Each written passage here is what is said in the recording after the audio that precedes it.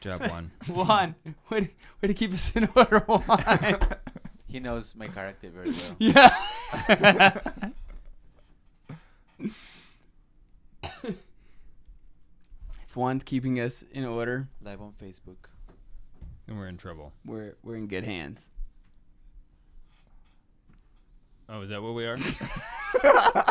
Juan works for Allstate, didn't you know?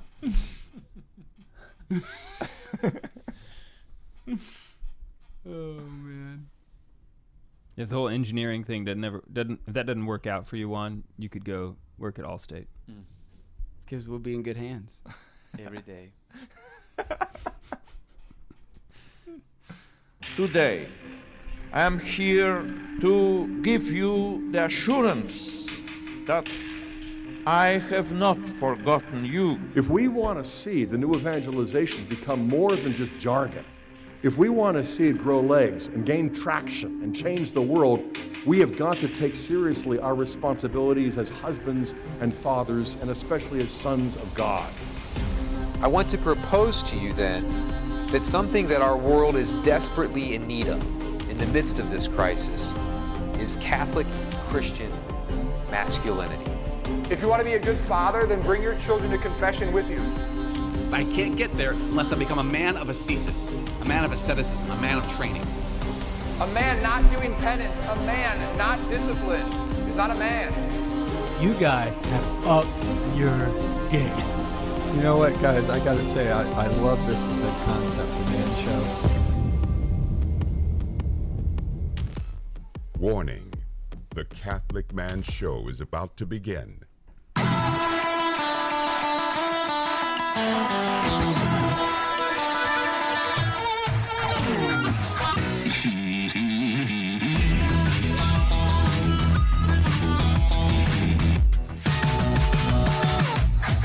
Welcome to the Catholic Man Show. We're on the Lord's team, the winning side. So raise your glass. Adam Minahan here, sitting in studio with David Niles. Juan is back on the buttons. El producer, Don Juan himself. It's good to have you back again, my friend from Colombia. He had a 2-week trip. He's looking extra Columbarian today. I'm pretty sure that's how you say it.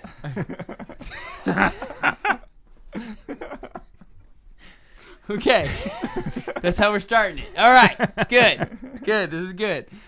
We also have a very special guest this evening with us. I'm really excited because you were coming here from or for the Diocese of Tulsa, and then we piggybacked off this. You were invited here by Hannah. Is that correct? Yeah, and Father Vince Fernandez. Okay, Father Vince Fernandez as well. Okay, so we have Nathaniel here from Exodus 90. Nathaniel versus something. Ben Versi. Ben Versi. That's close enough. I said Ben Verses, didn't I? I said well, Ben I said versus. Ben Versi. So I was going to try to remember it. It didn't work.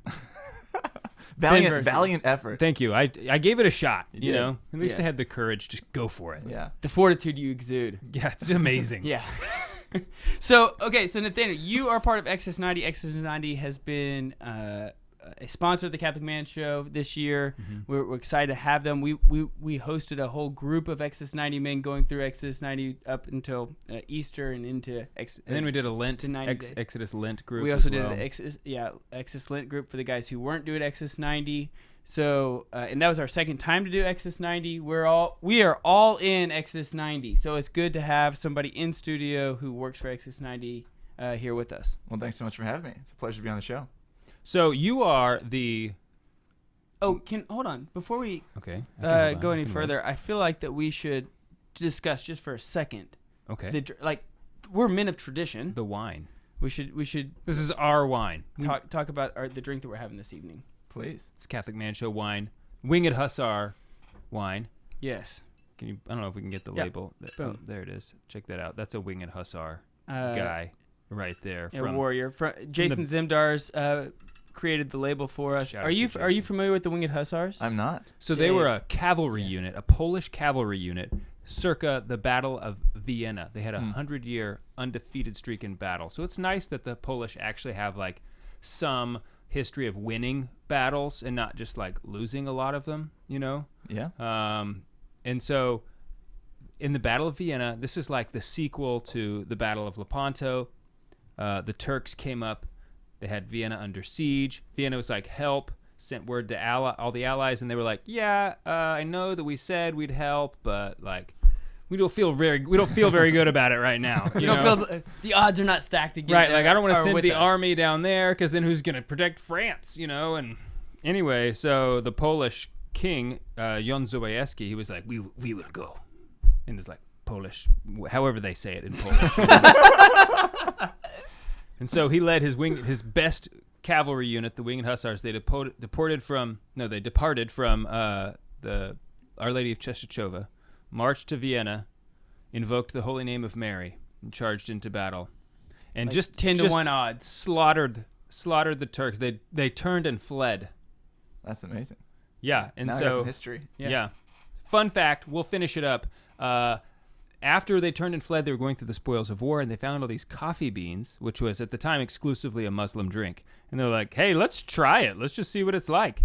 And so then some of the Viennese bakers started baking these rolls in the shape of the Muslim flag, the crescent moon. The croissant was born and as a result of this battle. And so they sat around eating croissants and drinking coffee as like I'm eating your flag and drinking your like the spoils of war. Like, wow. I'm drinking your fancy beverage and eating your flag, you know, as like a symbol of victory. So for hundreds of years, it's been a tradition on May 12th to September 12th. I'm sorry, not May 12th. September 12th. Thank you. To drink coffee and eat croissants and invoke the holy name of Mary. And yeah, exactly. And so 9/11.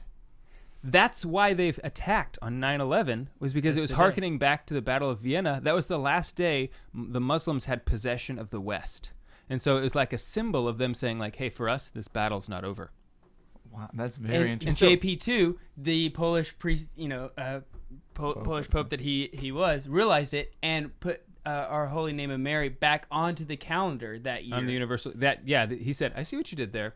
And I remember how we beat you last time. So the next day he put the holy name of Mary back on the universal calendar. So wow, this is great history. Isn't that epic? Yeah, this is like, very it's cool. like that's a story manly enough for a manly wine. No, I like that a lot. So this is a Cabernet. It's a red, but it's Cabernet really, and it's aged in Buffalo Trace bourbon barrels. It's just fantastic. Yeah, it's delicious wine.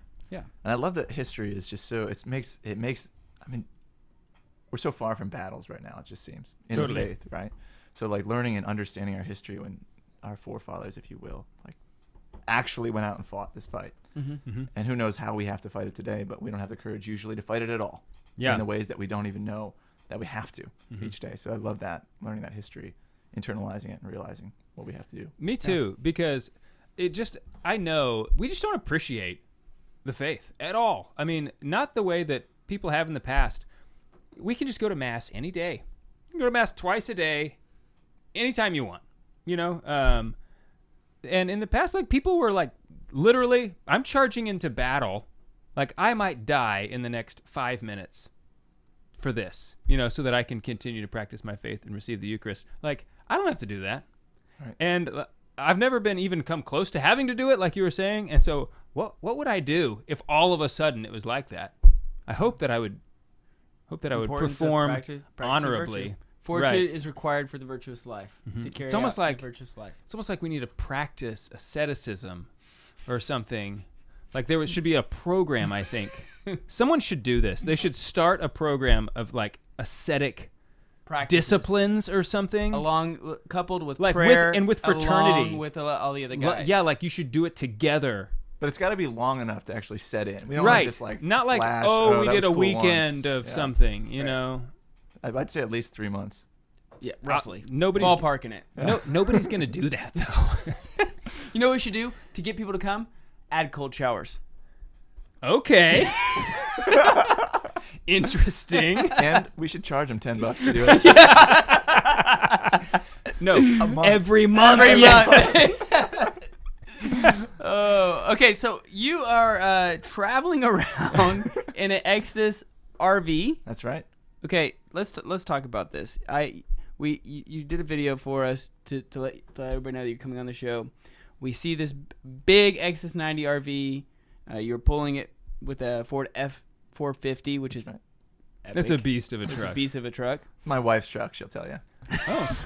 But so you are traveling Just around good taste. with your wife and children around the country. That's right. Okay, so tell me about this experience. What's going on here? Yeah, so with Exodus, of course, we're more than just Exodus 90. And, Right. And even Exodus 90, for those guys who have done it already, they know, like, this is clearly not just a product of a board meeting or something, right? It's clearly personal about the relationships between the brothers in the fraternity and, of course, the relationship with Christ.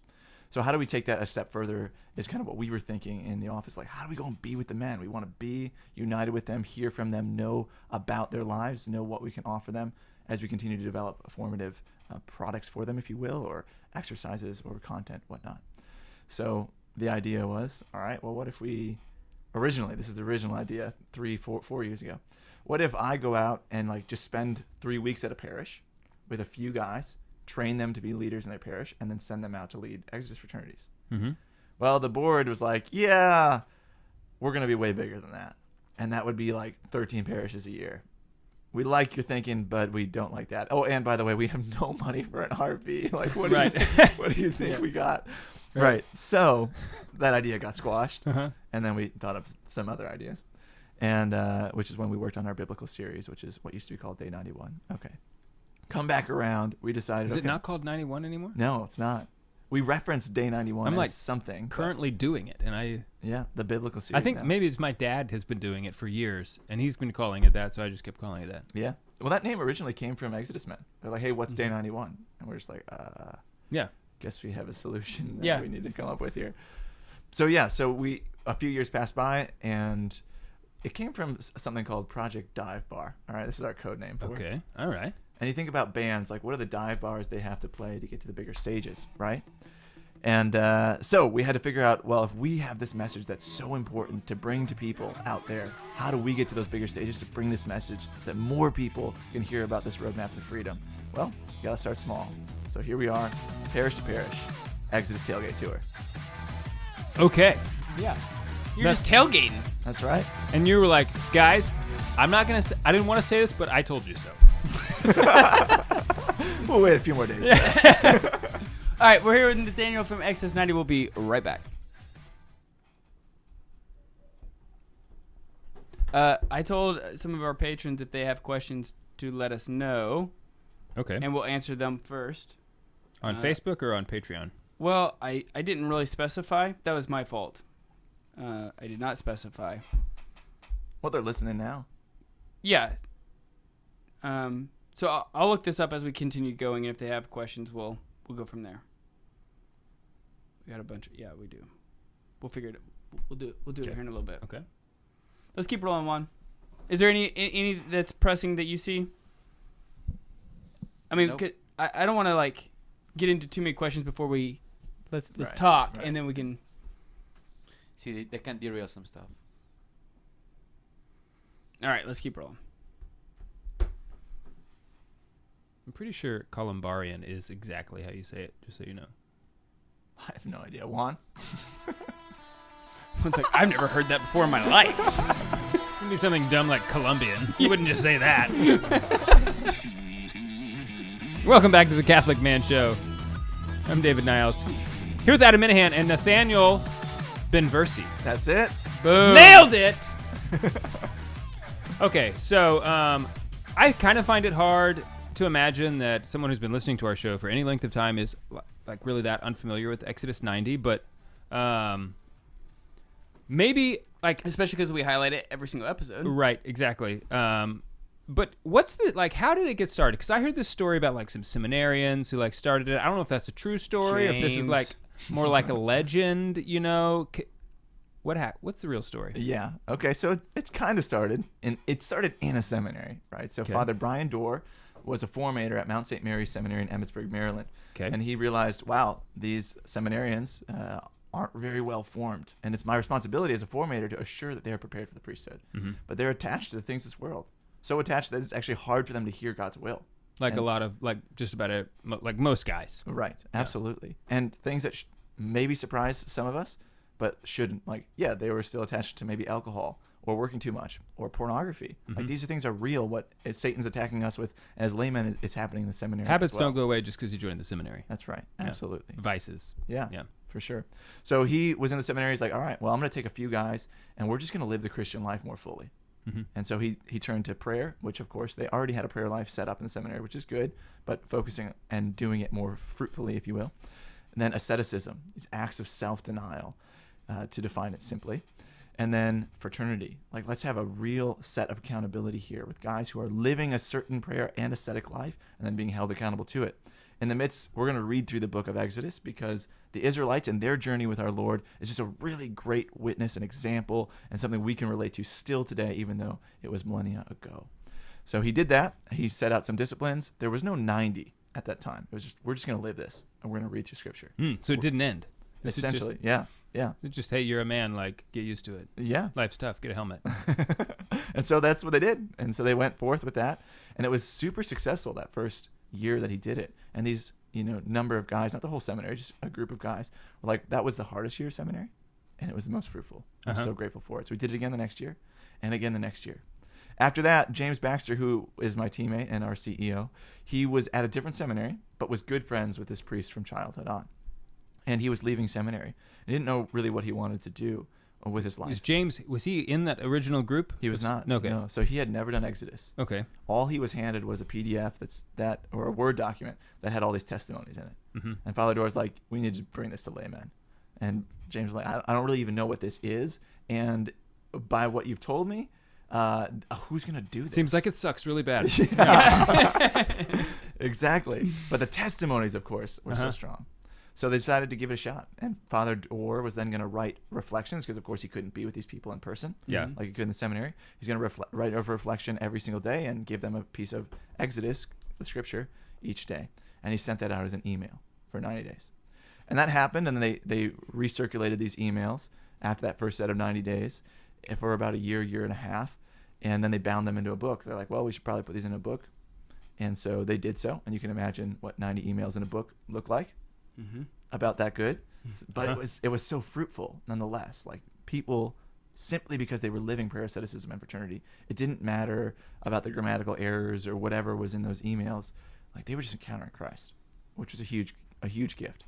Meantime, I joined Exodus then a couple of years into it or so, and my first desire, after having done Exodus myself twice, was, let's clean up this content and make it even better, but keeping the best parts that Father Doerr had already established and the Holy Spirit was clearly using. And so we did that. Afterwards, we developed the Day 91, which is now the biblical series content, 20 exercises that walk through the 4 pillars of formation and allow men to not just be free once, but to have that established freedom that they found in Exodus 90 and bring it forward through ongoing formation as a fraternity so it can be lasting. About 3 years worth of content, same amount of time Christ walked with the apostles.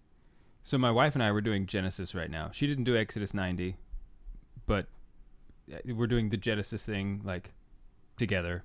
That way I have someone to do it with. Nice. One thing that I cannot remember to save my life is to be thankful, raise my glass before I have it. I just cannot do it. I try. I did it just now though. Before as we were started, I did it. So I was really proud of myself here on the show that it's on video. That's evidence. It is evidence. So when you go to your next fraternity meeting with your wife, you can show her the video and say, hey, this is how Look, I did. Honey, I did it at least once. It's working. It's working. Now, what David's talking about, just for context here, right? So in these 20 different exercises, there's 20 explain that. Yeah. So there's different disciplines for all 20 exercises, and none of them are as hard as Exodus 90, because that's that time of purifying, if you will, purifying the gold. But when you take purified gold and it's all heated up and melted, right, and you just leave it on a table, what's going to happen? Well, it'll probably burn a hole in the table, and then it'll just take in everywhere. Yeah. And whatever debris is around it, it's not pure anymore. Right. So the same thing happens to us. If we just finish Exodus 90 and then let ourselves out into the world, we're just going to take up all debris, fall all over the place. We have to put ourselves in the hands of a creator, somebody who is going to form us into something beautiful. And that's what that time of formation is, these other 20 exercises that walk through salvation history and let the word, the logos, form us over time. So I'm just a huge fan of Exodus 90. I think really this last time what I reflected and the thing I really learned is just how noisy our appetites are, and just how it's like this internal just sound and noise, and when you learn to kind of quiet them, all of a sudden, like, wow, I can really pray. You don't. It's sort of like a background noise. You don't know it's there until it goes away, and then all of a sudden you say, wow, what's that? Oh, that's quiet. And our lives, the people's lives today, everybody is just packed with noise. It's just jammed with distraction, noise all the time. So, I mean, it was just so beautiful to have that, and Exodus 90 is just it's so awesome. It's done. I cannot say how much it's done for me because it really has changed my life. Praise God. Yeah. Mm-hmm. I love your concept on the noise. Kenny Chesney, for those of you who are listening in on that country music station down in Texas. KSEY? That's right. Kenny Chesney has a song called Noise. It came out maybe 3-4 years ago or something like that. And he talks about this exact thing, right? All the noise in the world. But then his response, as a musician and whatnot is, there's all this noise. And so we just make noise as a response. We scream, we shout, we make noise. It's just like, wow, that's a response. Yeah, I guess that's one way to do it. Right. But what are our responses to this noise? Some of us just like shelter ourselves in and just like, I can't handle it. Some of us participate in it. Some of us just bombard ourselves with it more or distract ourselves more with other noise. But you're right. Mm-hmm. So you said your title is something of mission. Director of mission. So what is the real mission of Exodus 90? Because I have to believe it's not actually just to get people better at taking cold showers or, like fasting more. What is the real mission? Yeah, decrease water bill and energy bill. Right, yeah, exactly. It's about money. It's about going green. It's very green. We're very green. Yeah, that's why I'm driving around an F-450 right, exactly. All over the country. Yeah, so it's to free and to form the men. So the very things I was talking about earlier, we want these men to be free, and then we want to be able to form them into the right man that they know they need to be, what God wanted them to be, for the good of the family. It's not just for these men.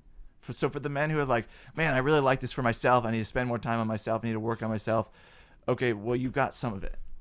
And a lot of times we think of that way when we work on we just develop in our Christian life. Like, well, I need to be better before I can relate to God, or I need to be better before I do ministry, or I need to whatever. There's some truths in there, but absolutely, like, we have to be men for others, first and foremost. So if we're not doing Exodus for others, yes, for ourselves, sure, but it can't solely be for that. Like, it's got to be for others. I think, sorry. Yeah, no, I just totally agree. That's totally my experience. So the first time I did Exodus 90, I was like gritting, bearing down, trying to get through it. Right. It was one of those, I wasn't really wanting to do it, but all my buddies were doing it. Okay, yes, I'll do it. I'm not gonna be the guy that's not gonna do it. Yeah, because we would have made fun of you. So it's like, okay, I'll do it. But the whole time I just felt like I was, the dog biting on the chew toy, just hanging on just as long as I could until that day 90, right? Mm-hmm. Like that moment when you're trying to get up out of the water on skis. And you're just right. You're just getting you're drowning the whole time. You're not you're not on top of the water yet. Be like, I'm gonna get there. Yeah, the water's just like just smoking you in the face, and you're just trying to breathe. That's how I felt the whole time. Okay, but the second time I did Exodus 90, I was like, I was just in such a different disposition. It wasn't about I want to do this for myself, but it was more of I was just so much more intentional with my asceticism practices. Before I got into the cold showers, it was like, this is for the virtue of growth and virtue for my wife, or this is for a specific virtue for Luke, one of my sons.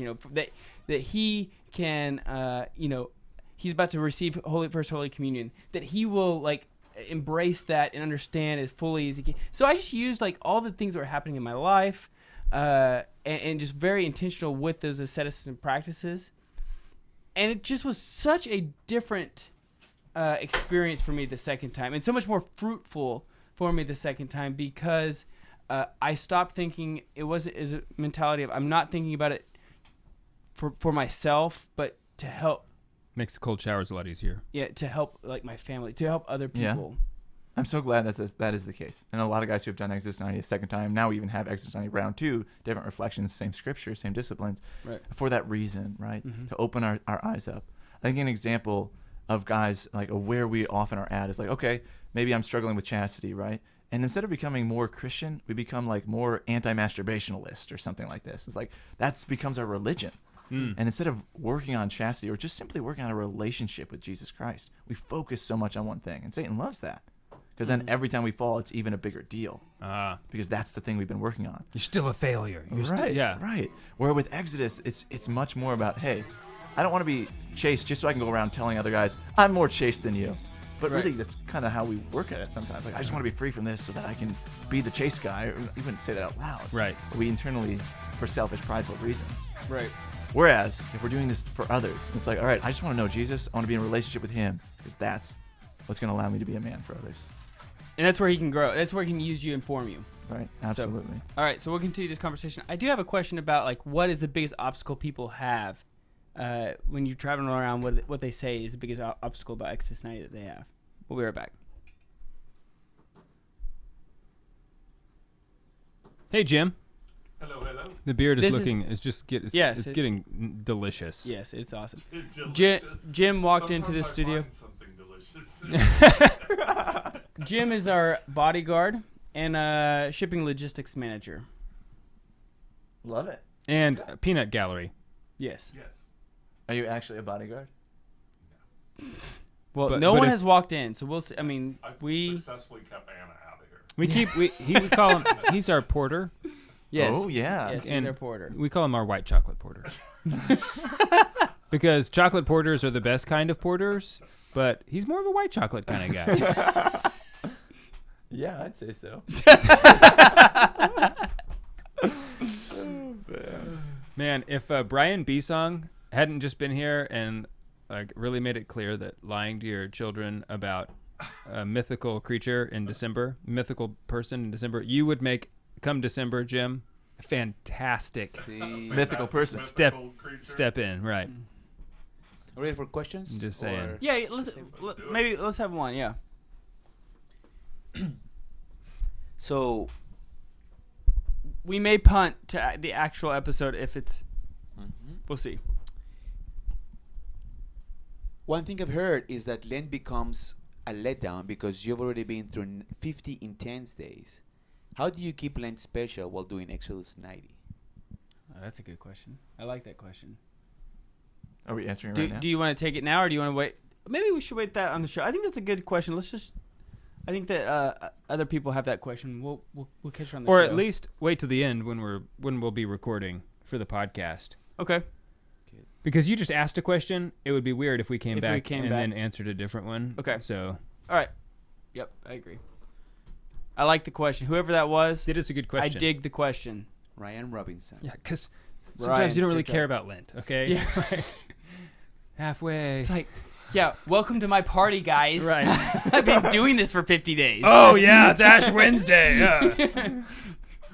One meal that doesn't equal 2 meals. Yeah, I get it. Yeah. Oh, man. Everything's perspective, huh? It is. Oh, you're hungry? You're so weak. Yeah. I'm sorry. That came from a place of hurt. I didn't mean that.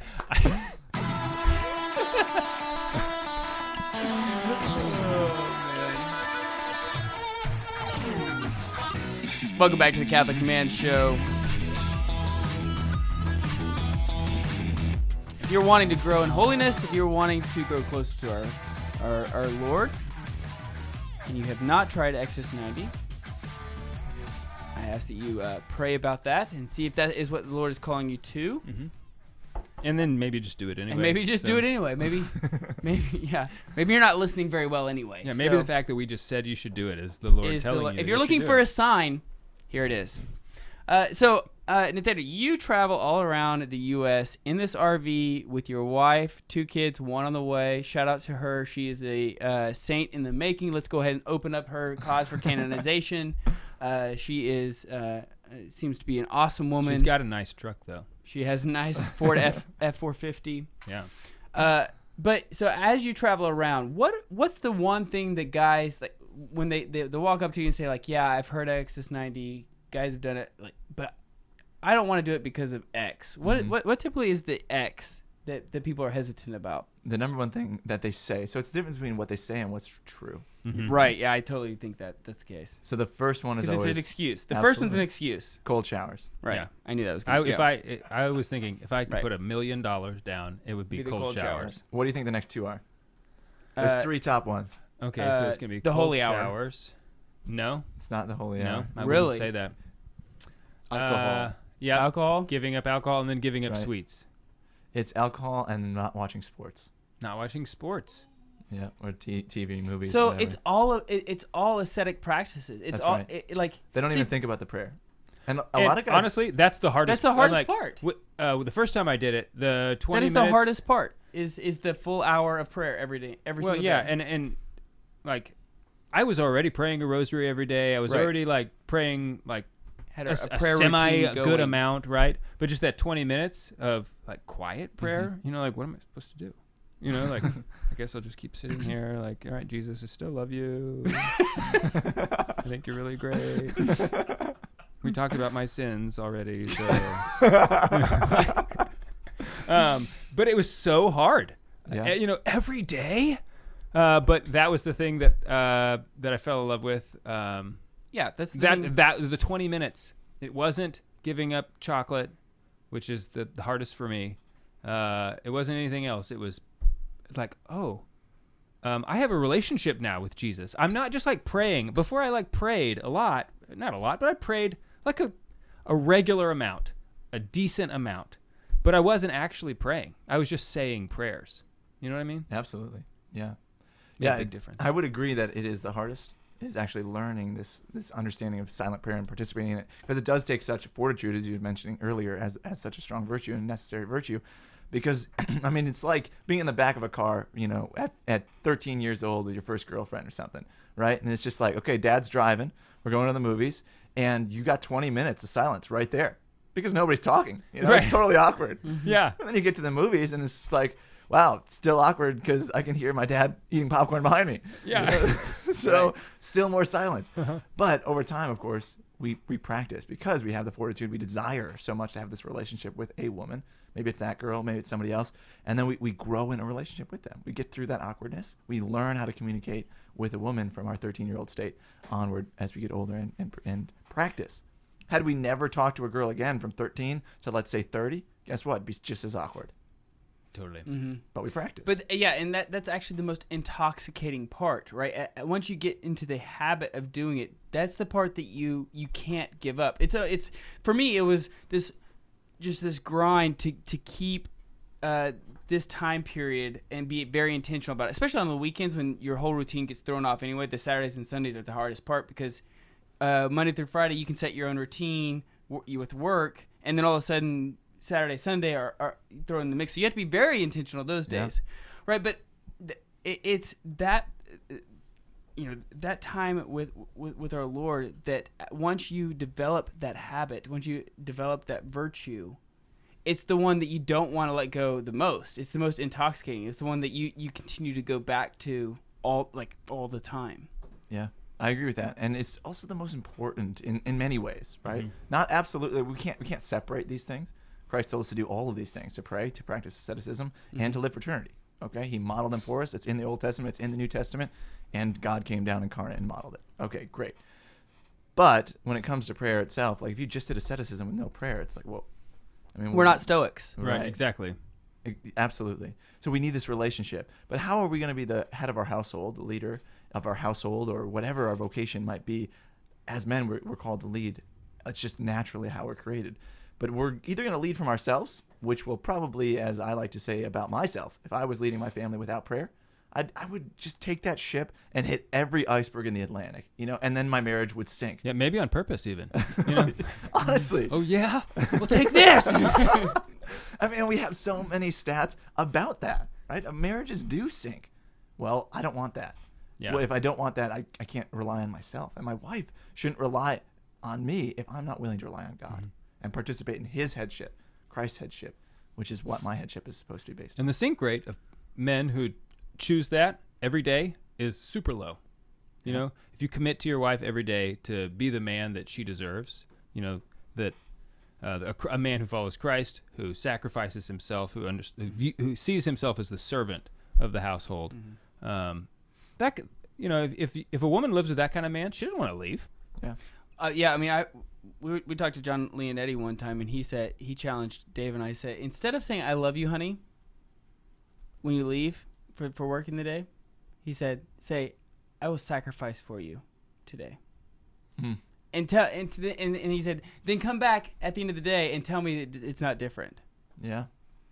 Because sometimes it's easy to just say, "I love you." Yeah. It's not as easy to say, "I'm going to sacrifice for you today." And it's certainly a precedent in the eyes of the wife too. So I think it might be easy. I'm not a woman, right? So maybe I project here. But I watch my wife. She's at home with 2 children.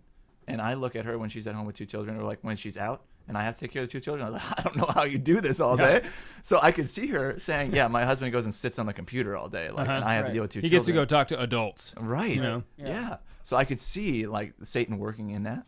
And if they don't see and understand, like, actually, yes, it might not be as hard as what you're doing, but I'm going to do it for you. I'm going to work for the common good here for you. I like that. I like that. I'm glad John shared that with you. Yeah. It was very memorable for me. So word on the street is that employees of Exodus 90 have to take cold showers every day. Is this true? It is true. You've got cold water in the trailer? Yes, we do. Yeah, plenty of cold water. That's right. Yeah, the interesting thing about the trailer is the cold water is way colder in the winter. Right. Because it's almost outside. Freezing. Yeah, in the tank. I have to turn on my tank heaters, and the people are like, "Oh, you get to put your tank heaters on?" Yes, so it stays above 35 degrees. I mean, I'll gladly trade you. I can't figure out why Exodus 90 is not popular in northern Canada. Yeah. But then in the summer times, of course, the water's a little bit warmer in the tank, but is what it is. So, but yeah, year round, that's what we do. So was that hard?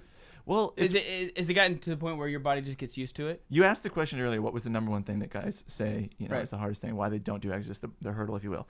And we realized that, James realized that 3-4 years ago. And he said, hey, when it was just James and Mark, Pika and I, what can we do to help these men who keep telling us, well, if you didn't have cold showers or whatever, I couldn't do cold showers. Okay, what if we tell them this, person to person, not like broadcasting it, but like, hey, if you take cold showers for 90 days, I'm going to take it year round. Take it every day. Like, just do it for 90 days. I'll do it for you every day. And so that's what we do. We offer it up. Yes, for our families, certainly, but for Exodus men, for sure. Every day. Yeah, and, it's just you guys are living what you preach. But you know what? The guys who say, oh, it's cold showers. If you said, you know what? I'm like one of the top dogs at Exodus 90. I hereby release you from the cold showers. You, personally, sir, don't have to take them. He's still not going to do it. Absolutely. Yeah, and we have good evidence. I like your intuition there. I'm glad you know that. I didn't know that when I started, but you're right. So we did Exodus Lent, right, which you've invited people into. And what are the 3 things we took out of Exodus Lent? The cold showers, the alcohol, and you're allowed to watch sporting events with other people. That's right. So the 3 biggest things. Right. And is our like rate of getting new men up there? Sure, we get some, but it's not nearly as much as we thought. And we're realizing it's because it's a straw man. These people are projecting this straw man. Like, I couldn't do it for these 3 reasons, when really it's very different reasons. Either they don't want a relationship with Christ, and the silent prayer is tough. If you don't want a relationship with the Father or with Christ, or you don't want to sit in silence and realize your own self wherever you're at, then that's hard, the prayer aspect. Or if you just don't want to hang out with other men, or if you just don't want to change your life because it's too comfortable. And a lot of us are at that point. At some point, I think a lot of it comes down to they're just it's too hard to to harness their appetites, because when I see a piece of chocolate cake, it's like, I really want that, and to say no, it's even harder when you're not doing Exodus 90 to say no, because I don't have any rules. Right, I'm a rule follower, so it's like, oh, the rules, I can't, it's like, this is a rule. It's motivating, right? Yeah, but I think a lot of people just cannot say no to themselves, and so they come up with an excuse. So like if someone's listening and you find yourself someone who's been making excuses for Exodus 90, maybe if it keeps coming up, maybe the Lord is calling you to do it, and you just need to get a good fraternity. Because that's going to make a big difference. I mean, and even for me, like, before I even did Exodus 90, I thought, no, I'm okay. I have my appetites under control. Like that's just kind of the Because thought you don't process. even really like food. That I had. It's like I just thought, I have my appetites under control, no problem. But when you go for a full 90 days, the Lord very mercifully shows you things that you're attached to that you had no idea that you were actually attached to. I did not realize that there were times where I did want to eat between meals, or I did not realize the comforts of checking social media, or just my habits of picking up my phone in awkward moments, or there's just little things that I thought, oh no, I have no problems with that, until you're like 50 days in and you realize, day 50, 60, I actually do have problems real. with that. So anyway, we'll keep talking about this on the other side of the break. We're on the Lord's team, The winning side. so raise your glass. So can I ask you, when we're on this show, I want to ask you, if possible, if you're okay with it. One of the pushbacks that I hear about Exodus 90 is that it's all about the fasting and not about the feasting. Like that, that you guys are so focused on the fasting and things like that I don't ever hear anything about the feasting.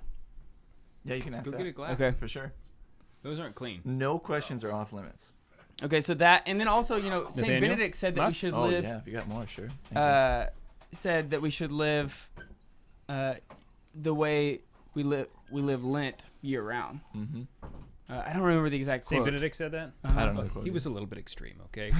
He did jump into a thorn bush whenever he That was. was Francis. Oh, was that? It was See, Francis. that was Francis. I also think it's Benedict. But it's, And I blame you. Actually, now I'm going to blame you because it's probably your fault. So was Francis the other quote then as well, you think, or not?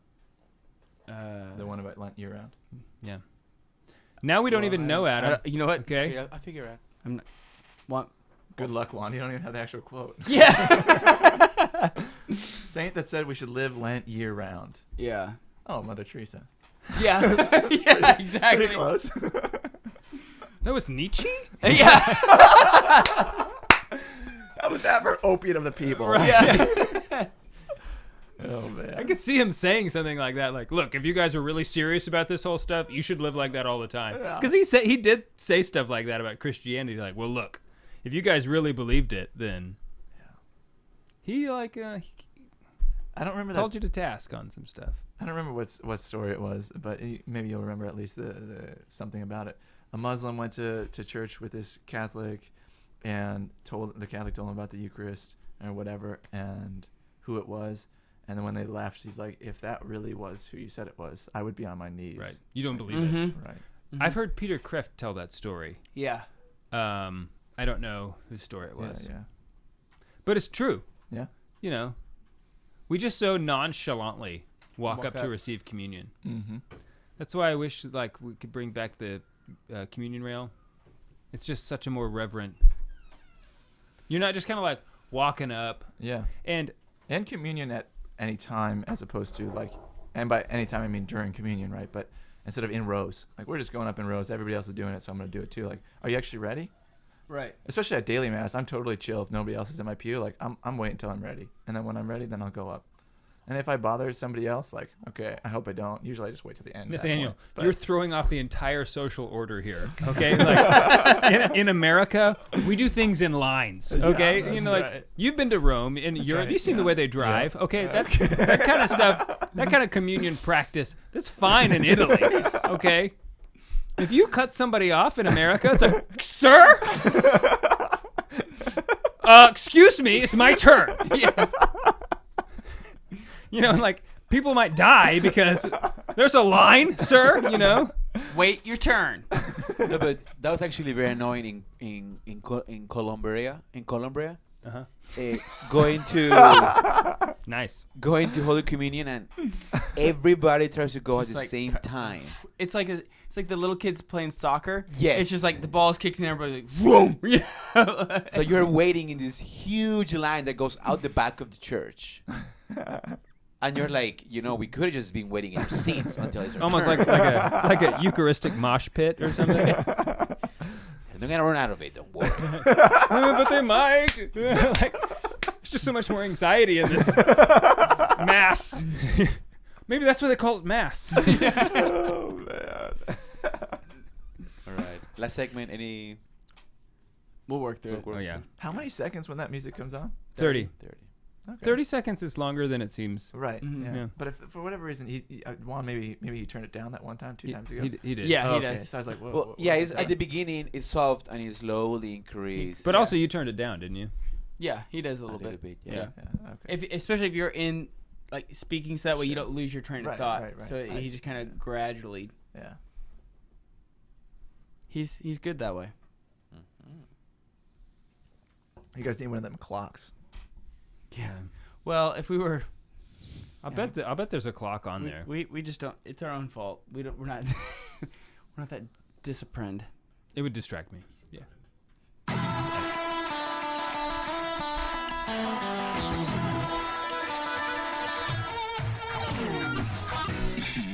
Welcome back to the Catholic Man Show. I'm David Niles here with Adam Minahan. Special guest, it's Nathaniel Benversi. Benversi. That's it. Benversi. Got it. It's in. I got it. 2 for locked away 3. now. Thank you. Yeah. Yeah, 2 out of 3 ain't If bad. you were, if 2 you out were of 3 ain't Major bad. League Baseball, you'd be making a lot of money, as a batting average. True dat. So. True dat. So, okay, so we talked a lot about cold showers, but I just want to ask you, as somebody who takes a cold shower every day, and I think like this is like really maybe some of the prime stuff right here. Do you have any tips or tricks? Because when I was talking to Mark Q, who also worked, he gave me some strategies. Yeah. A strategy. So I want to know if you have any like, here's a cold shower rookie mistake or something. Like, what's the best way to physically do it? Well, I would say my strategy when I first started is probably a better strategy than now, but it's good for first timers, right? Okay. So there's a few things you could do. One, don't put your head in right away, especially if it's the wintertime. Just do Okay. that last, because you're going to lose so much heat right off your head, you know? Okay. That's one strategy, especially if you have a lot of hair, Jesus hair or whatever. You know? I don't got to worry about Yeah, that. me neither. No, So no. anyway, but that's one thing. Secondly, you could use a washcloth, right? And so you get your washcloth wet, you get yourself wet, then you just turn off the shower. Then you have the washcloth. I'm making people's asceticism easier here. Your body body heat, it warms up I didn't even the consider water. this. Yeah. Warms up the water in the washcloth, so it's not nearly as miserable. Don't do that. Don't do that. Okay. And that's an option. Okay. Okay. And then you, of course, just the standard of like turning the water on and off when you soap, right? So you don't need to have it on the whole time. But for me, I don't do those things anymore. I actually haven't used soap in 4 years. I actually don't shower. Like people existed before soap, so I figured it's fine. Yeah. Well, it's true though. I haven't used soap for at least 4 years, probably a little longer. So what do you do instead? So okay. You got to do. I know you got to do something. Right. No. Really? Yeah. And I use deodorant. I realize that's a line that is too far. Okay. But in terms of simplicity, like I don't shave clearly. Okay. Yeah. I lost my razor once. You and never actually got it did yesterday. He was clean shaven yesterday. back. That's right. It's amazing. Everybody has their own cross. Right. Well, when you get holier, it just Yeah, happens. he sneezed and all of a sudden there it was. Oh. Yeah. Benedict again. Here we Yeah. go. Yes. So I don't use anything. It was actually stemmed from this man. I was at an auto parts store, and there's an old man. I was asking him. I was just getting into cars, and I said, "Hey, do you think I need this product?"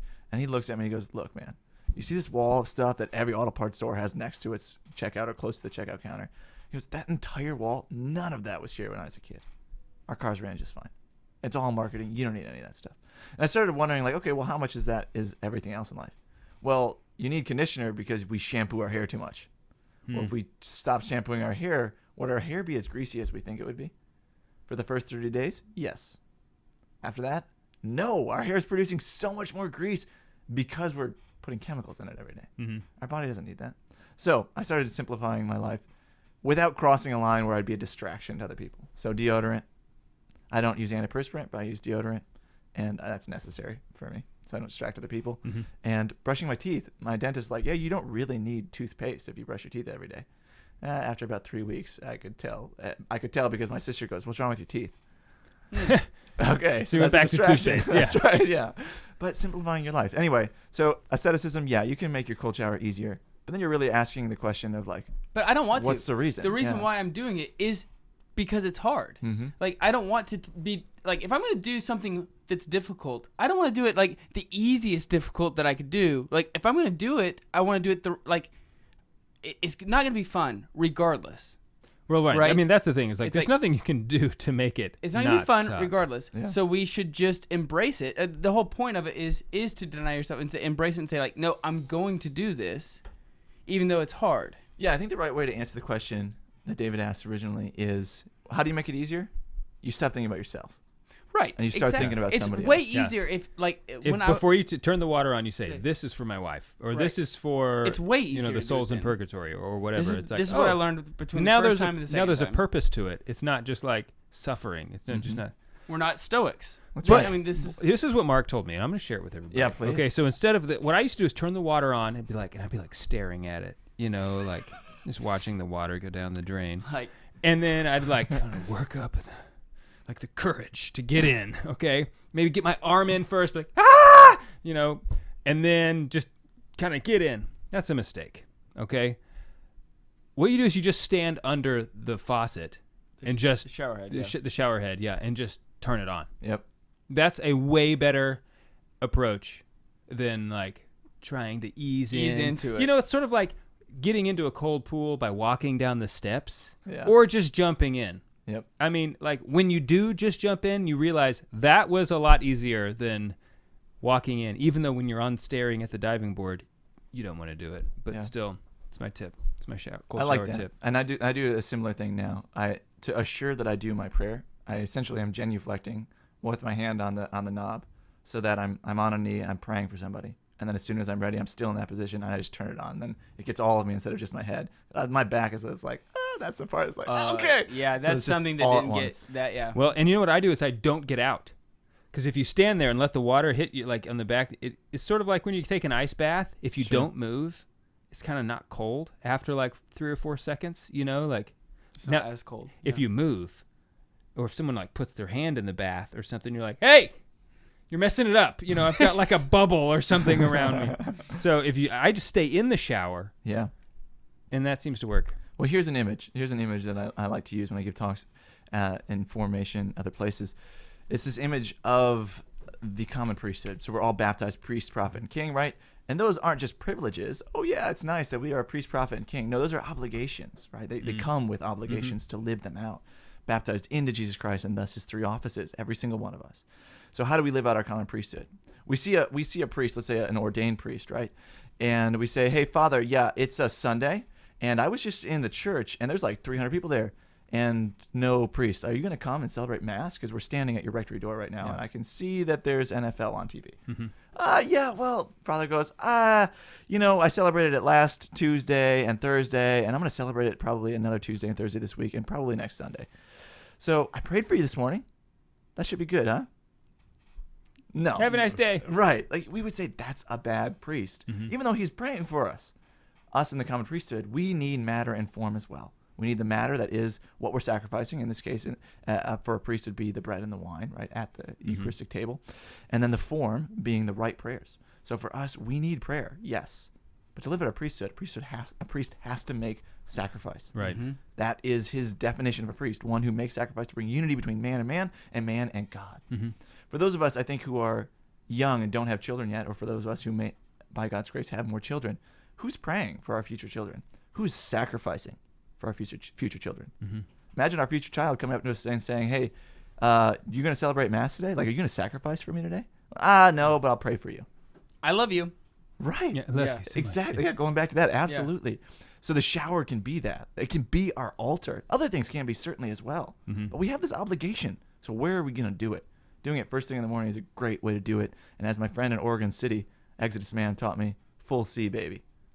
Full C. All the way cold. Yeah. Make your prayer. Yeah. And your sacrifice and offer it. Also, Exodus taught me I don't actually have to shower every day. I thought I did. I don't. Turns out I don't. Not even close to needing to shower every day.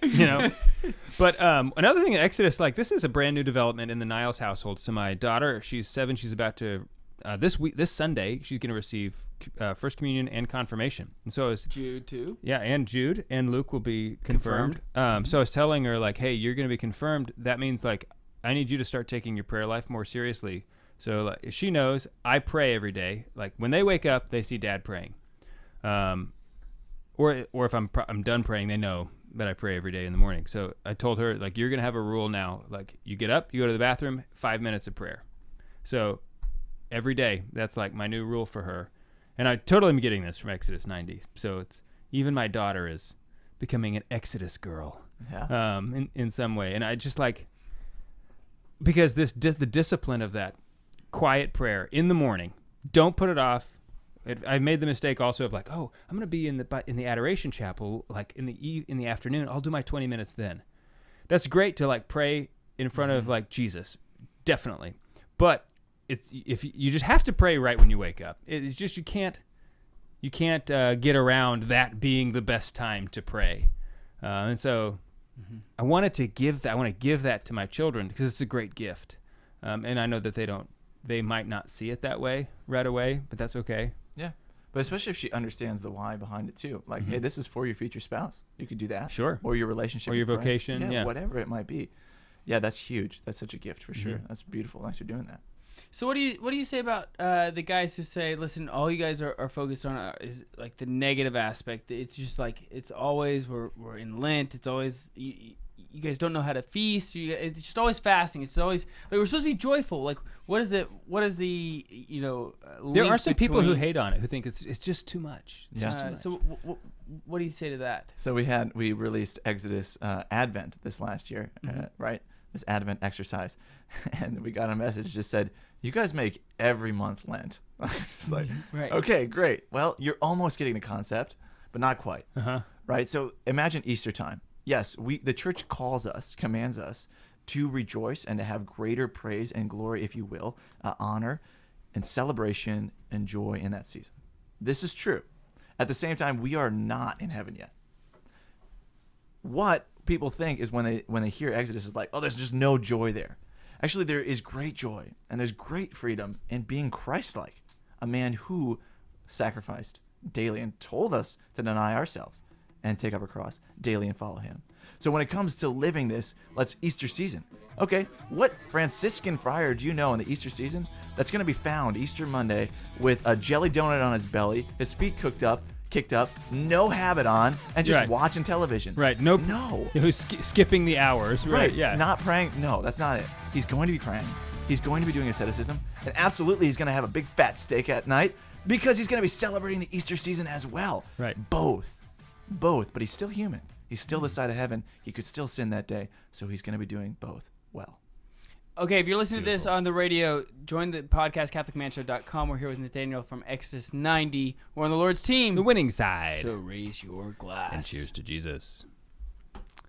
Yeah, so So this now we is just like keep rolling. This is something that I keep talking about myself, but it's like I just know myself probably better than I know other people. So we can talk about Jim. I know Jim pretty well. Yeah.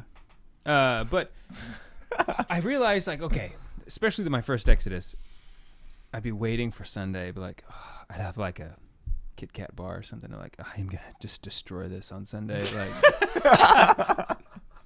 Plow into it like the Titanic into that iceberg. You know what I'm saying? Like, I'm just gonna 12:01. This wrapper is off this Kit Kat. I am gonna get wrecked. It was off before. You still haven't been it.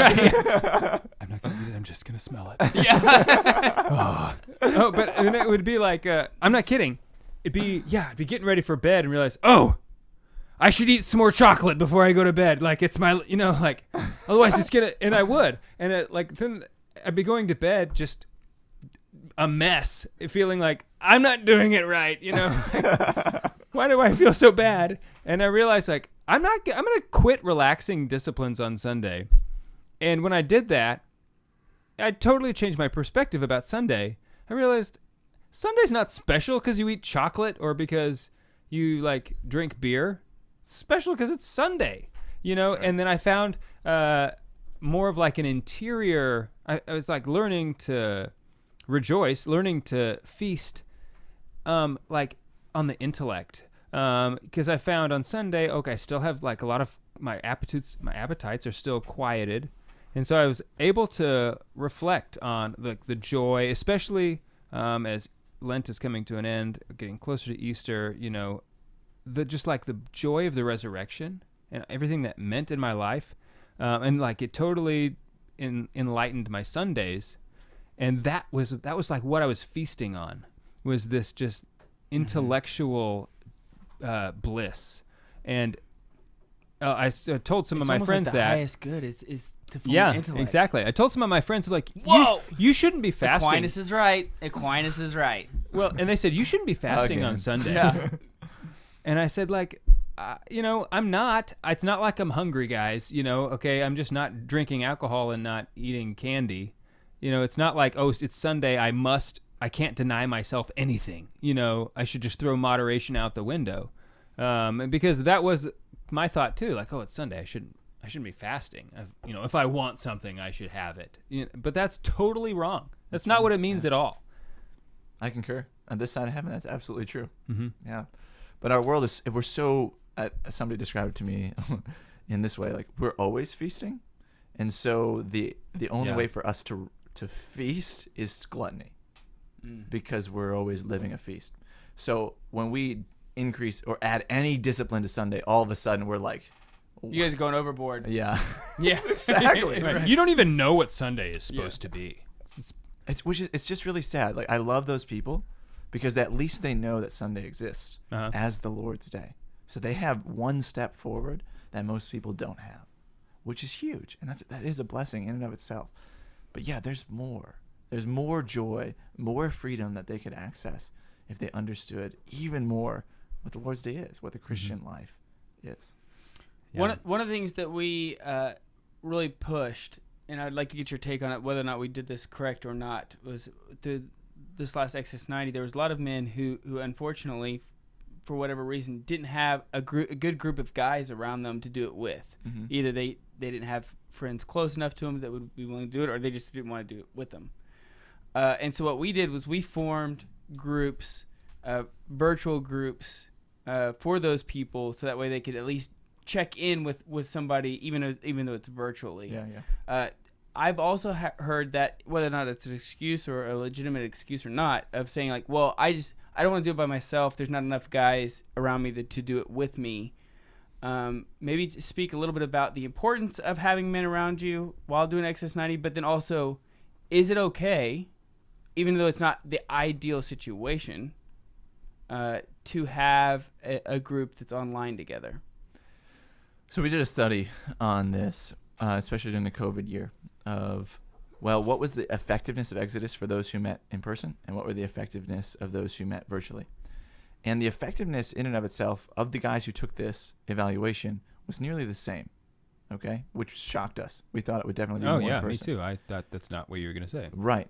However, we did a different study then later of, okay, what was the likelihood you finished if you were in person or with a fraternity? Because that other study was only of the guys who finished. Right. So that showed us that the chances of you finishing are much higher if you're in person than if you're virtual. Most of the time, it's because those virtual relationships don't have a grounding, if you will. Those guys might have never met each other who you connected with, connected together, right?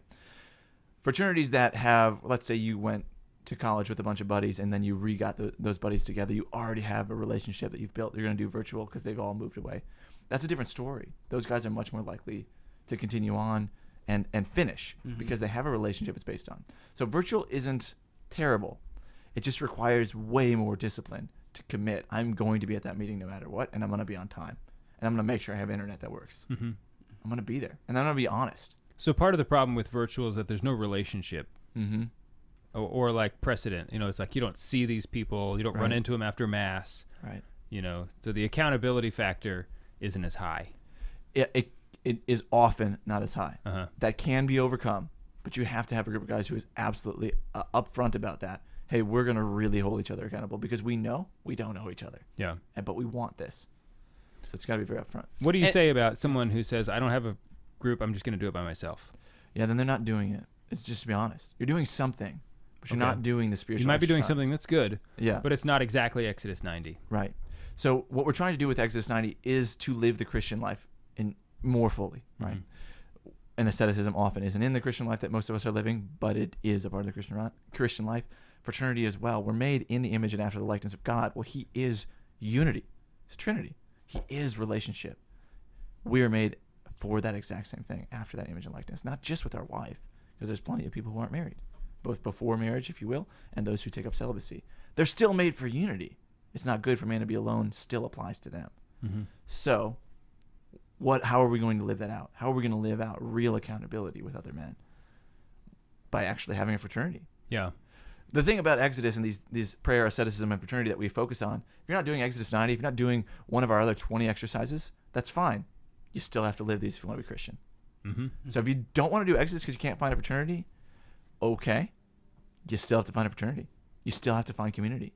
So what are you going to do? That shouldn't be an excuse not to do Exodus, because it's essentially an excuse to not live the Christian life, which isn't okay. Yeah. That's a great point.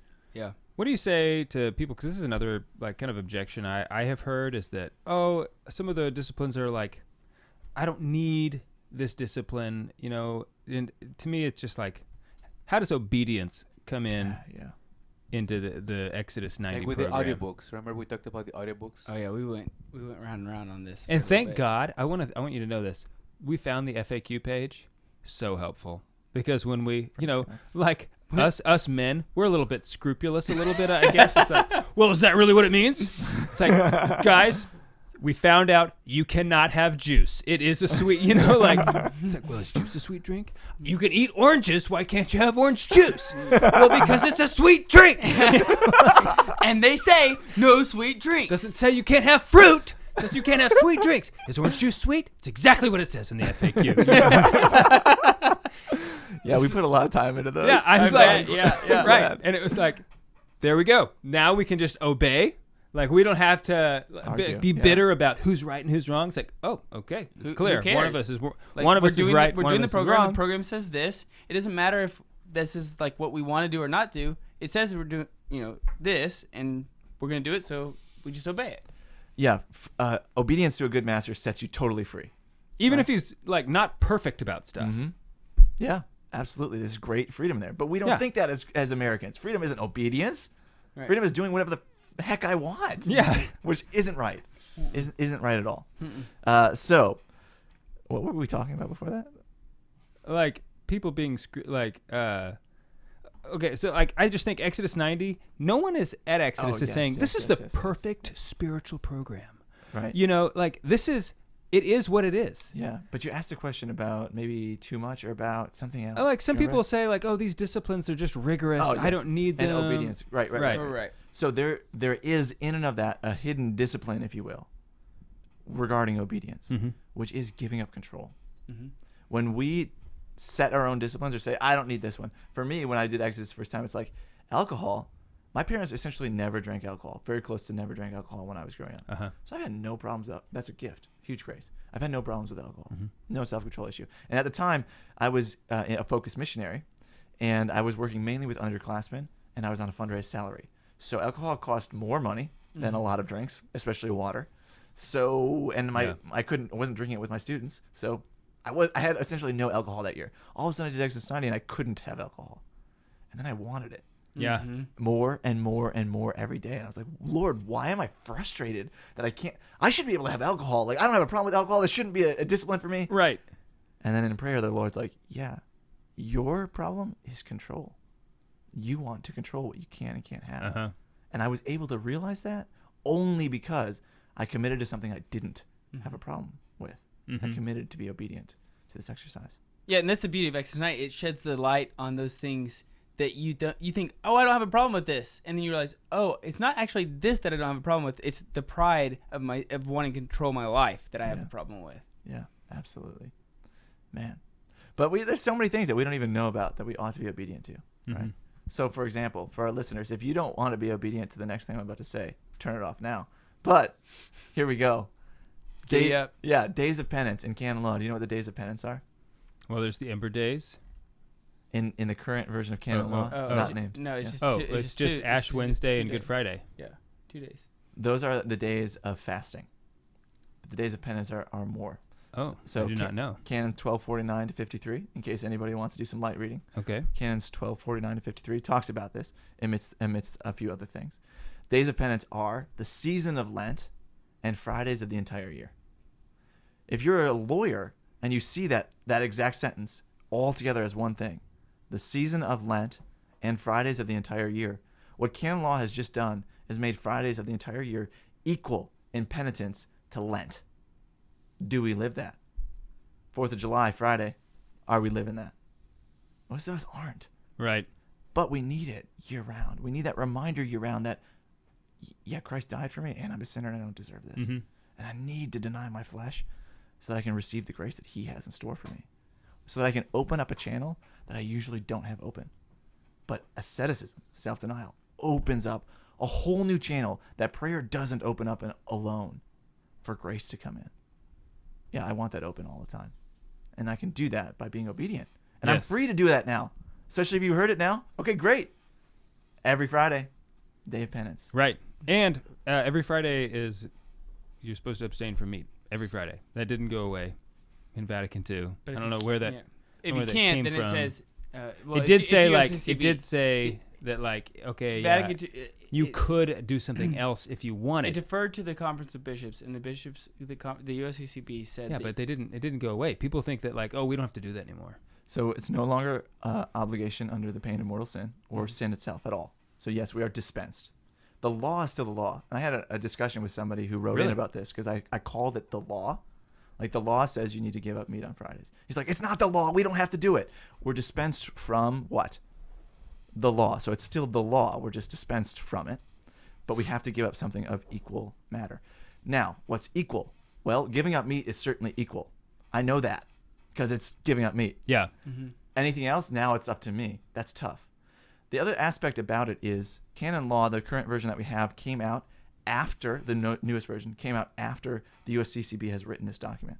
I'm not saying that it trumps it, but I'm saying the USCCB, one of the largest conferences in the world, said we're going to dispense you from having to give up meat on Fridays for these reasons, not health reasons, whatever else, and so because of this, everybody's dispensed from it, and the canon law still came out and said this is still the law. Yes, U.S., you're still dispensed from it. That still stands. But we still think it's so important to unite us on this topic. Mm-hmm. Now, the USCCB, that document, super short, that dispenses us from it. One of the things it says in there, which is so interesting, that this is not an exact quote, but very, very close, okay? That by dispensing the people from the obligation to abstain from meat on Fridays, oh man, how does it go? We're dispensing you from the obligation to abstain from meat on Fridays with the hope that you, how did they say it? Oh, are more desirous to do it on your own. More desirous to do it on your own, which is just a weird thing. Like, now you're free, you don't have to do it, but it still is the law. And we're hoping you're more desirous to do it on your own, which, I mean, how many of us are? Right. Few. What I like to say to people is, let's prove them right. Mm-hmm. Like, let's be desirous. Mm-hmm. Yeah, because freedom is what you ought to do. Yeah. The obligation to do what you ought to do. Mm-hmm. Yeah, and once again, it seems like something that's small, like, oh, I don't have to do that. Why would I do it? It's like, well, do it because do it out of love. The small things. I understand that, like, honestly, not eating meat on Friday is not really even hard. Especially now with how delicious make fish and everything Salmon. else. Yeah, absolutely. Like, I'll just have 12 pieces of cheese pizza. I make this grilled cheese. I'm from Wisconsin originally, okay? So I make this grilled cheese. It is just too good. My family and I, we don't eat it on Fridays and Lent. It's just too good. It's just like, I'm not even saying, Yeah, but on a Friday, throughout the rest of the year, it's like, yeah, come on, let's just have it. Yeah, why not? It's I get it. Eating meat, it's not even really a sacrifice as much as it is an obedience. It's just something that sets us as Christians apart. And it's a recalling. It just is like, hey, I'm not doing the same thing today I do on every other day. Why? Oh, it's Friday. So it's not even so much a sacrifice as it is just a remembrance. In addition, you got at something in there as well. And it's unity. Unity with the body of Christ is key. Yeah. So asceticism, just like prayer and fraternity, both prayer and fraternity, it's obvious that they bring us to unity. Unity with God, but also unity with each other, especially when we pray for each other. And fraternity, of course, is unity with each other. Mm-hmm. And for the sake of us being a part of the body of Christ, thus unity with God. Asceticism also ought to absolutely bring us into greater unity. The church teaches us this. when are the 40 days of Lent? Well, she sets them, and we all abide by them. Right. Not whenever we want, right? And the Fridays are Fridays, not whichever day of the week you want to pick. So they ought to the same.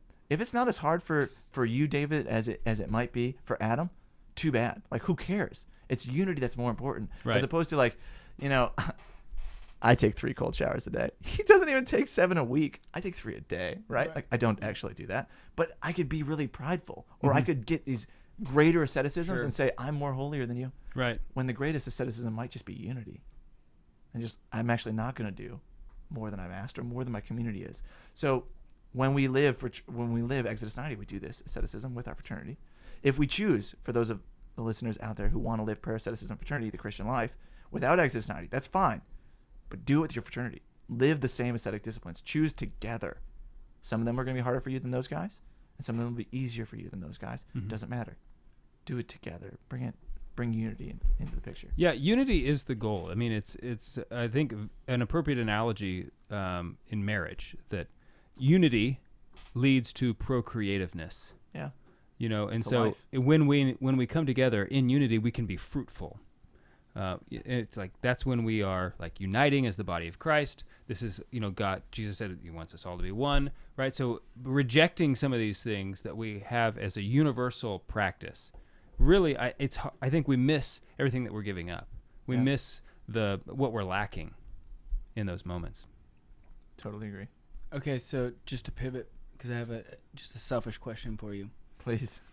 The hardest thing and the most joyful thing about living on the road with your family.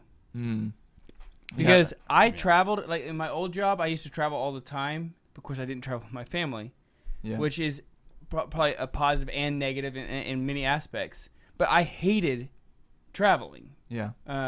Being gone. So what? Like, how do you have fraternity? Like, how do you you're on the road all the time? Like, yeah. Yeah. Like, who are you? No, I'm just I'll tell you. I'm happy to tell you. That's not what I meant at all. Like, I'm in an Exodus fraternity with my 4-year-old. Yeah. No, so what's the easiest thing or the most joyful thing about being on the road with your family? And then the hardest thing, and then how do you maintain fraternity? Yes, so we'll start with the fraternity just because it's right there and it's the easiest question. Sure. I have an Exodus fraternity. I've been in the Exodus fraternity for 3.5 years now. 3.5 years now, and we've been faithful, meeting every week, which is great. And so we continue that. And during, of course, like most people, during COVID, we started meeting virtually now and then. Yeah. Most of the time, unfortunately, during especially the lockdown portion, is what it is. And so we got used to having that, and we stayed committed, which is great. So we often will still meet in person, but we're not all in the same parish anyway, in the same town that we live in. And now that I'm gone, well, it is what it is. I just stay faithful. I have to stay faithful to those meetings.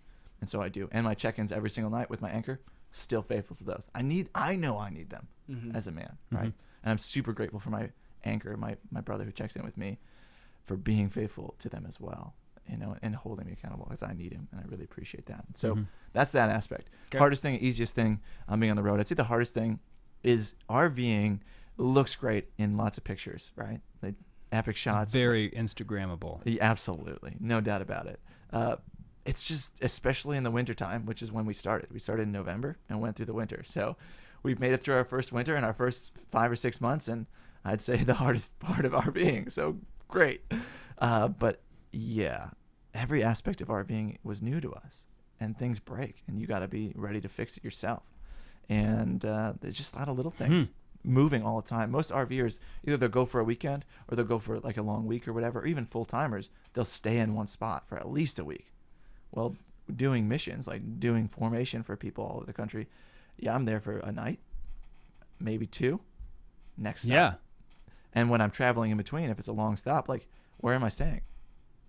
Travel America, Loves, Flying J. KOA, I mean. No, so I'm not even staying at campsites. We stayed at 0 campsites, like 0 RV campsites, because that costs money. That's $40 a night on a cheap campsite. It is $40 for a cheap campsite. Oh my gosh! I guess if you have a tent, then it's like $4. But yeah, maybe. I don't know. But you get electric and you get the dump site and whatever else.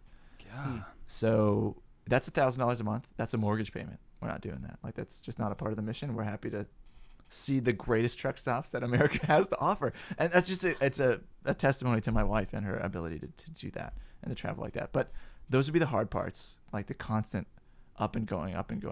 So hopefully we'll get our speaking engagements closer together, because 14 hours on the road with 2 children is not the most exciting part of the trip. The other hand, my wife being such a missionary, and me as well, we had people over when we lived in Fort Wayne all the time. Easily 2 nights a week, minimum. We'd have families or somebody over for dinner. So when you're talking about 2 to 4 nights a week, it's a lot of time where I've just been at the office, and now, yes, I'm with my wife, but I'm not really. You know, you guys get it, right? Mm-hmm. Yeah. So this is kind of romantic for you, just to like be in the truck. I like taking road trips with my wife. I mean, I understand that's a lot different from when you're doing it 24 hours a day, but there is, it's just like you and her in the front seat, got all this windshield time, great conversations. Absolutely.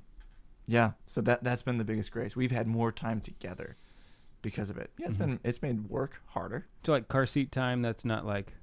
The girls have been really good. Yeah. And now they start to play with each other, even though they're each in their car seats. Yeah. A 4-year-old and a 2-year-old. It's just because they're one's facing forward, one's facing backwards. Yes. So it's yes. Isn't that great? Perfect. Yeah. Yeah. When they're cooperating, it's great. When they hit each other, it's a little different. But you can't separate them. We split them apart now. Yeah, we weren't before, but now they are definitely split apart now. Yeah. So, but anyway, so yes, yeah, those are some of the easiest and the hardest times, and we'll just do what the Lord wants us to do, and He gives you the grace, to do what He calls you to do if you're open to receiving it. You just gotta like know that He will, and it's like you know that He will. Just remember it, and then like don't doubt it. The best advice I think we got when we were going into RVing, and I think we can apply this to whatever the Lord's calling us into, but RVing was a more obvious one, is expect things to break.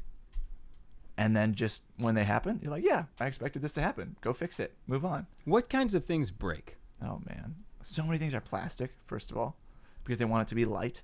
And then any trim pieces. Have you been in an RV recently? Yeah. And they have beautiful trim, right? All stapled onto the wall. Well, you're taking your RV through an earthquake every time you move it, right? Like on the interstate. Most of us complain when we're driving our nice luxury cars on the interstate with the potholes. I'm driving my house. So things fall. Trim just falls off, and then I have to go and drill pilot holes and then put an actual screw in that piece of trim so it doesn't fall off again, and a copious amount of super glue. Certainly helps. Like maybe a toxic level of. Oh yeah. In the winter, we're gonna need to stay out of the RV for a little bit, honey. We're gonna put the windows down while we drive. Yeah. Should we do that? Air this baby out. Get this baby out. Man, we had a hole in our floor. The slide. Somehow the wheel of the slide put a hole in our floor, and I was like, well, sounds like a problem. Yeah, because then of course water could get in there and whatever else and destroy the floor. Could go out of it. Oh my goodness. Oh yeah. Well, anyway, so we're like, well, what are we gonna do? I'll just get a bunch of epoxy and I'll just put epoxy over it. Well, it was cold in the winter.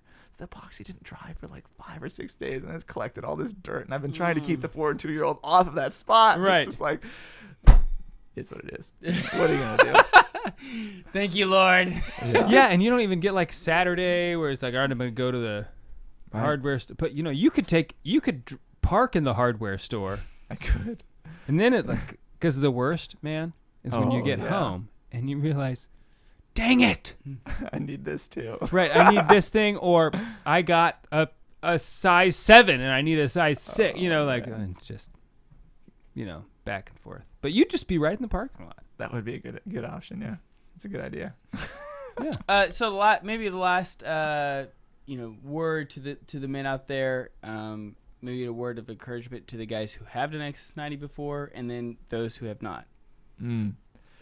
If you haven't done Exodus 90 before, then my suggestion certainly is to pray about it. If you're not used to hearing God in prayer, and discernment is a difficult thing, then just go a direction. And my suggestion, as these gentlemen were saying earlier, go in the direction of Exodus 90, because it is the direction of the Christian life. And it's going to lead you to living a life of prayer, asceticism, and fraternity in a very structured way. Great. If the Lord doesn't want you to do that, He'll make it clear. He'll put up barriers, whatever, and He'll tell you, don't do it. If there's no barriers, or there's few barriers, because Satan's going to put some up, just keep going and be faithful to our Lord. So that would be my first suggestion. But you need a fraternity, as you've heard already. So find those men, and God will give you those men if you're willing to cooperate with His grace. So go and start asking guys, no matter how awkward it is, because salvation is so worth the awkward invitation. And they don't have to be your age. That's right. I think that's a beautiful thing about Exodus Mm-hmm. that I was shocked at. Fraternities with guys of intergeneration. Mm-hmm. It's just like, wow. Then you get insights from other places in life, and you stop whining about the things that only people your age deal with. Yeah. That's so true. And it puts it into perspective. Like Jim. He's like, I don't know, like 2 or 3 years older than me. Jim. I mean, 2 or 3 decades. He's just a few years older than me, but we're still friends. That's the thing. Mm-hmm. It's like we're still friends. Yeah. Yeah. It's a huge gift, for sure. Mm-hmm. Are you still his friend? Do you think you're still his friend? I have to be. Yeah.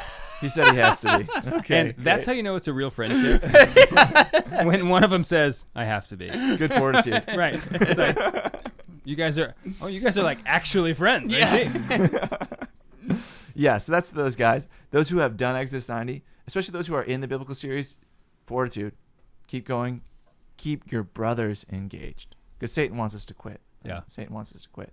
If you're not doing the biblical series, now's a great time to wrangle your brothers back together and keep going. Because now you have a few weeks since Easter. Most of us finished Exodus at Easter, but you could do it any time, right? But most of us who finish at Easter are like, yeah, so I haven't really done any asceticism for the last 4 weeks. Great.